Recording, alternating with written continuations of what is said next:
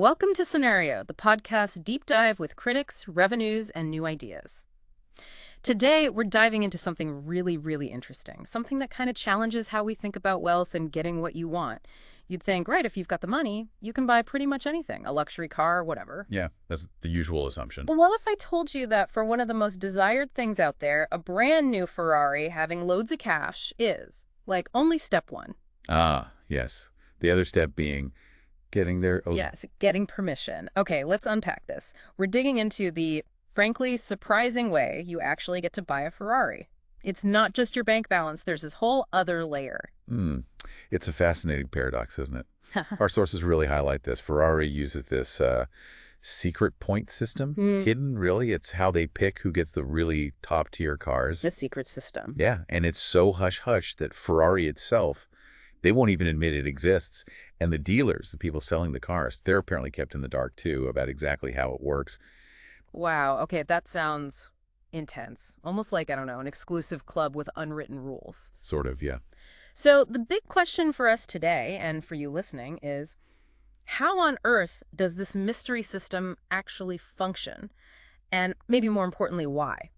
Why would Ferrari go to such lengths to control who gets to own their cars? That's our mission for this deep dive, pulling back the curtain on this very, very exclusive world. It's quite a world to peek into. So this secret point system, it sounds incredibly exclusive already, and our sources suggest, while maybe 3/4 of Ferraris go to first-time buyers. Which sounds like a lot, yeah. Right, but if you want one of those really special ones, the limited editions, you need a long, long history with Ferrari. It's not just walking in off the street. Absolutely. That's where the real gatekeeping happens. Yeah. To even be considered, for their Icona series or the VIP cars. These are the multi-million-dollar ones. Exactly. $2-3 million, sometimes more.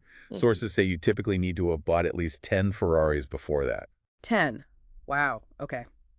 So why? Why be so strict when the cars themselves are already so expensive? You mentioned something about custodianship. Yeah, brand custodianship. Yeah. That's the term that seems to fit best based on what we're seeing. Explain that a bit more. What does that mean in Ferrari's world? Well, it's basically about protecting the brand's image and, honestly, the car's value. They really want to stop people from buying these incredible rare machines. The $2 to $3 million ones. Right. And then just immediately flipping them, selling them on for maybe double the price, making a huge profit overnight. Ah, I see. Like speculators in the art world or something. Exactly like that. Ferrari wants to be sure that the people getting these VIP cars are genuine collectors they can trust. People who will actually cherish the car, appreciate it. Not just see it as a quick investment to flip. Precisely. They want enthusiasts, not just traders. Okay, that makes a lot of sense from their perspective. So how does this secret point system actually work then? How does it identify these ideal owners, these custodians? Our sources seem to point to three main things. What's the first? The first one is, well, pretty straightforward conceptually, but expensive in practice. Yeah. You need to buy pretty much every new model Ferrari puts out. Every single one. Go close to it. Close to it, yeah. It shows you're committed, you're following the brand's journey, investing in what they're doing now and next. Ongoing commitment. Okay, so constantly buying the latest models. That's commitment, all right. What's the second thing? Because it feels like it's got to be more than just buying stuff. Oh, it definitely is. The second element is about community engagement. You have to actually go to Ferrari events. Like owners club meets, track days, that sort of thing. Yeah, exactly. Show up, be seen, be part of the Ferrari family, so to speak. They want to see you participating, living the lifestyle. So you're not just an owner, you're an active member of the club, like a brand ambassador almost. You've got it. A walking, talking advertisement for the dream, really. Right. Living the lifestyle, being visible. Okay. And the third element, does that involve actually using these amazing cars, like on track? That's exactly it. The third big piece is racing your cars, or at least showing, a significant interest or involvement in Ferrari's racing programs. So actually driving them properly or sponsoring racing? It certainly helps your case if you're out there on the track, Yeah. Or involved somehow. Yeah. They want, and this phrase comes up, cheerleaders of the brand. Cheerleaders. People who will keep the cars, look after them, cherish them, not just flip them.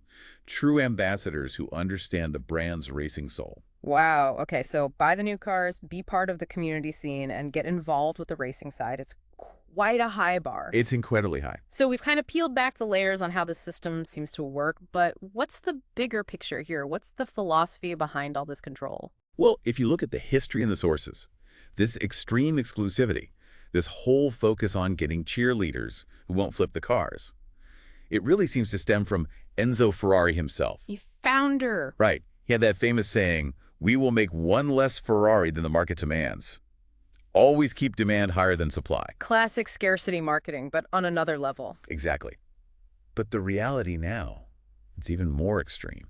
Our sources suggest Ferrari currently makes tens of thousands fewer cars than the market wants. Tens of thousands. How many do they actually make? I mean, around 14,000 cars a year. Yeah. Globally, for huge demand. Okay, 14,000. That's tiny compared to the potential market, I imagine. It really is. And that maintains the mystique, keeps resale values incredibly high, but there's a potential downside. Yeah, what's the risk here? Because it sounds like it could backfire eventually. Well, the risk, and this is something people are starting to talk about, is alienating a whole new generation of potential buyers. Yeah. You know, young, wealthy people who are buying their first super luxury car. They can't even get on the ladder, right? If you need 10 cars to get the special ones. Exactly. They might find Ferraris are just totally inaccessible. So what do? They look elsewhere. They might go buy a McLaren or a high-end Porsche or something else. And Ferrari potentially loses them forever. Potentially. Ferrari risks becoming this sort of distant thing that no one can ever get. Admired from afar, maybe, but not something this new generation aspires to own because it seems impossible. They might lose that connection. So it's a double-edged sword.